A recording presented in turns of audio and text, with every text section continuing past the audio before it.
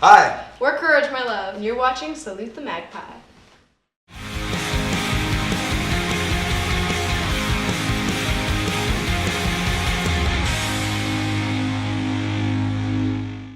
Hey, what's up guys? Jack here from Salute the Magpie, and I'm joined by Courage, My Love. How's it going, guys? What's up? Hey, thanks for having us. Yeah, no problem. Would you guys like to be able to just introduce yourselves, what you do in the band? Sure. I'm Mercedes. I'm the lead singer and guitar player of Courage, My Love. Nice to meet you. I'm Phoenix. I'm the drummer. I'm Brandon, I play bass. Great stuff. Well, I just wanted to talk about the new albums, obviously, why you sat down with us. What are some of the main inspirations behind Synesthesia? Synesthesia. Yes, I was trying to read it. I knew that name would come back to bite me. But no, what were some of the main inspirations behind it all? Well, we were writing it at a time when there was a lot of sort of change happening in our lives, and we were all going through sort of a rough period. So I think the main sort of theme of the album is the same as what we've done before. You know, growth, kind of finding your own self-worth and stuff like that, but also going through a lot of rough times to find it. And I think we wanted to explain that journey by using synesthesia as sort of an analogy for, you know, being overwhelmed by all these different sort of senses and different things coming at you.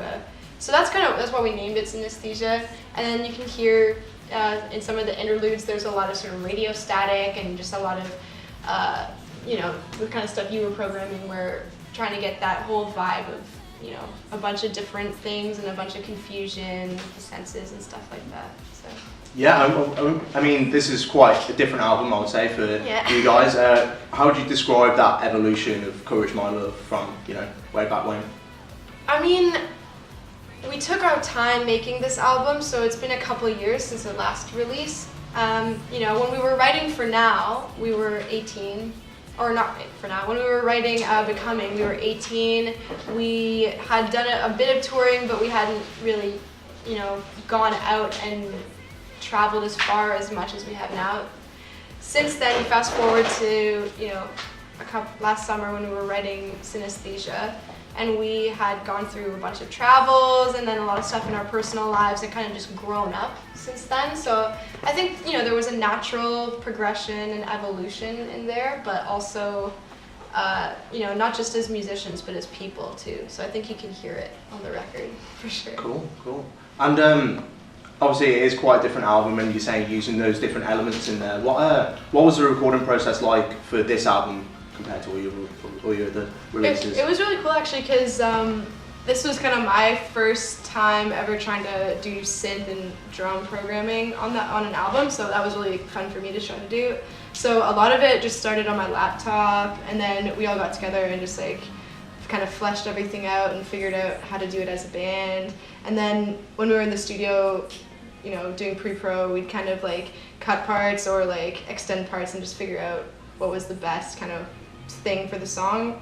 But yeah, it pretty much all just started on my laptop, and then in the studio we could do a lot more with it. There, yeah. So you went in with this sort of the synthy electronic parts first, rather than like, because I would have thought more traditionally you would have, you know, jammed it out and then maybe add those layers later. It was quite interesting that you're going to do it around. For stuff like what we've done before, it was definitely that way. Like we started more like with the band kind of thing, and then going in and doing production tricks later. But yeah, this time we were focusing on songwriting a lot more than just so much like, oh, well, what guitar part? Like a cool riff or something like that. Exactly. Actually focusing. We wrote a few songs that are just like hacking it out, but I don't think a lot of them made it.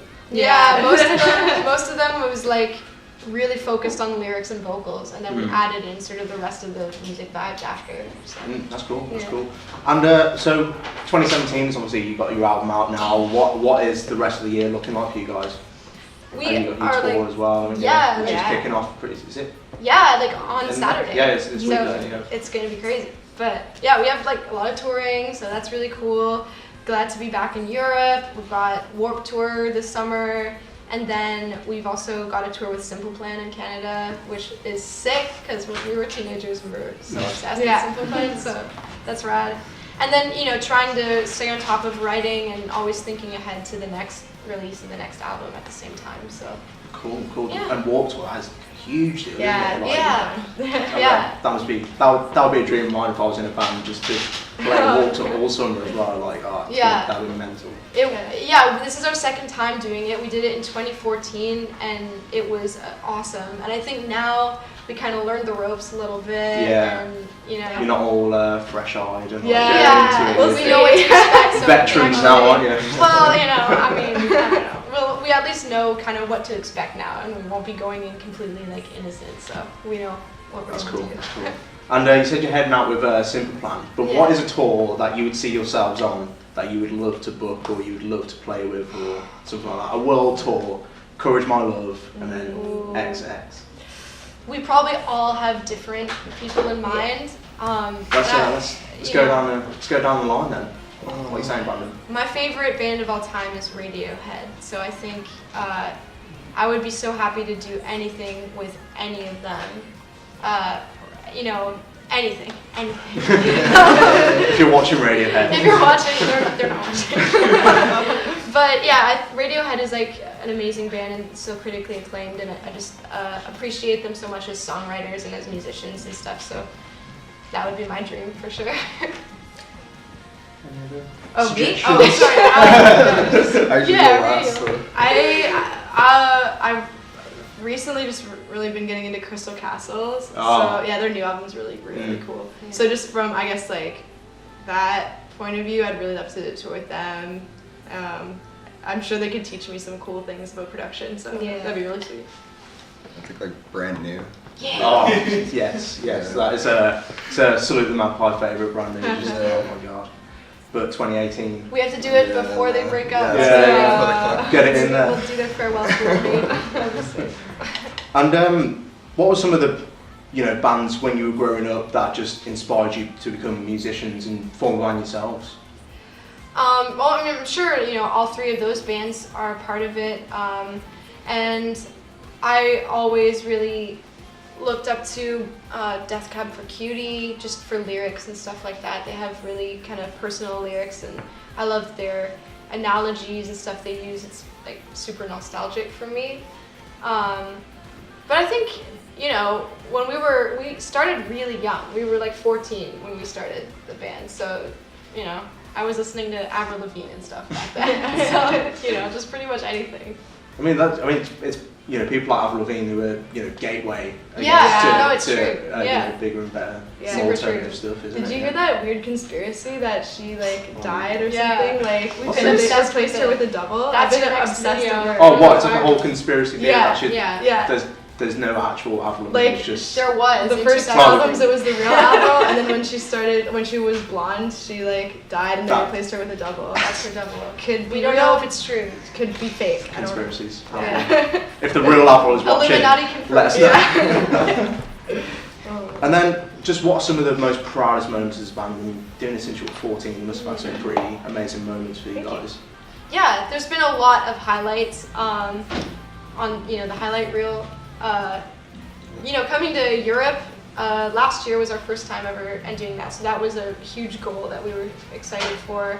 Playing on Warped Tour, like you said, is sort of a milestone for any band in this sort of genre. And yeah, being nominated for a Juno Award. I don't know if you know what a Juno is. In Canada, it's like it's kind of like a Grammy. Yeah. Right, okay. So that was a big honor and stuff. But every year, I feel like there's something that happens that we're always really shocked by, because we're like, us? Really? You mean us? So, who knows what'll happen this year, but already there's been a lot of cool goals that we've reached, so we're excited. That's cool. And then I just wanted to end the interview, what are some of the bands that you're listening to right now that you'd recommend to just anyone? Who would you hype up? The New Electric. Yeah! Oh, yes. They were on our Canadian tour, so they're sick. They're awesome dudes. They're cool. Yeah. I still listen to Misery Signal and stuff like that. Yeah. There's a band right now I'm listening to called Nothing.